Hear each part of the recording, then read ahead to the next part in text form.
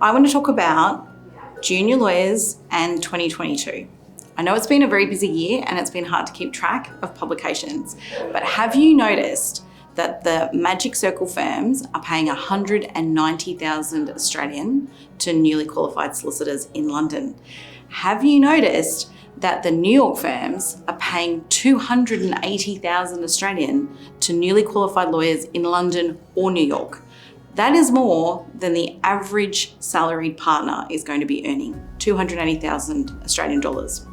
So we've got a market for juniors where we've got 3 years of pent-up demand, 3 years of juniors who ordinarily would have been going overseas and having fun and going to London, going to New York. Just ordinarily they would do that, but they haven't been able to go because of the pandemic. We've got this call of the salaries. If the newly qualified lawyers are being paid that and they're happy to take newly qualified lawyers from Australia for the first time, are Australian law firms going to get the pick of the crop of graduates, and are you going to be able to keep the juniors that you have? This is something that we need to be thinking about and recognising what the pull is for these lawyers overseas. A lot of people have got family overseas and they want to be closer to them, having been kept apart over the pandemic.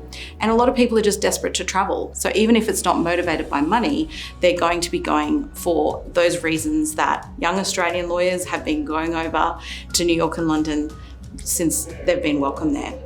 I just want us to be aware that this is the kind of pull that our junior lawyers are experiencing. And so when we're thinking about the workplace, when we're thinking about salaries, when we're thinking about working conditions, we just need to be aware that this is what we're up against.